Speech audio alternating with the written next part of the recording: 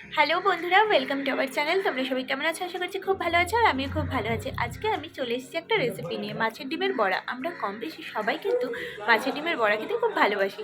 তো চলো এখন আমি সেটা বানিয়ে নিচ্ছি, আর তোমরা কিন্তু অবশ্যই সাথে থেকো। আর কার কার ভালো লাগে মাছের ডিমের বড়া খেতে সেটা কিন্তু অবশ্যই আমাকে জানিও। প্রথমে দেখো মাছের ডিমটা ভালোভাবে আমি ধুয়ে নিয়েছি, আর তার মধ্যে বেসনটা গুলে আমি এর মধ্যে অ্যাড করেছি যাতে মিক্স করতে সুবিধা হয়। আর তার মধ্যে দিয়ে দিয়েছি ছোটো ছোটো করে কুচিয়ে রাখা পেঁয়াজ। পেঁয়াজটা যতটা সম্ভব তোমরা কুচিয়ে দেওয়ার চেষ্টা করবে, আমি যতটা পেরেছি এরকমভাবে আমি কুচিয়ে কিন্তু দিয়েছি। আর তারপরে আমি এর মধ্যে অ্যাড করে দেবো লঙ্কা কুচি। তোমরা কিন্তু তোমাদের ঝাল অনুযায়ী বা মুখের টেস্ট অনুযায়ী লঙ্কা কুচি অ্যাড করবে। আমি যেহেতু একটুখানি ঝাল খেতে ভালোবাসি, তাই কিন্তু আমি একটু বেশি করে লঙ্কা কুচি দিয়ে দিলাম।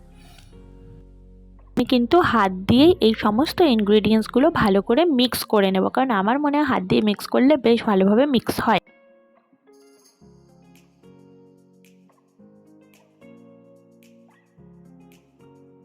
এর মধ্যে অ্যাড করে দেব নুন,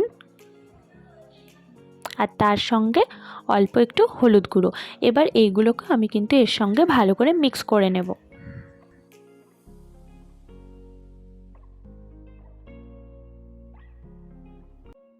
আমি ওভেনের মধ্যে একটা ননস্টিকের কড়াই বসিয়ে নিয়েছি, আর তার মধ্যে তেল দিয়ে তেলটা গরম হতে দিয়ে দিয়েছি। তেলটা গরম হয়ে গেলে এবার আমি এর মধ্যে একটা একটা করে কিন্তু ডিমের পকোড়া বা বড়া যাই বলো না কেন দিয়ে দেব।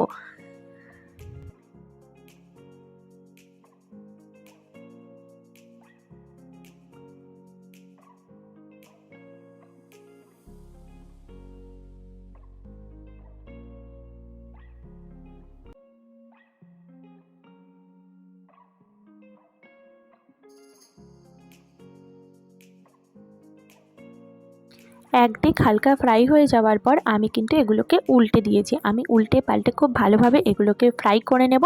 চলো আজকের ভিডিওটা আমি এখানেই শেষ করছি। আর কমপ্লিট হওয়ার পর আমার কিন্তু এই রকম দেখতে হয়েছিল।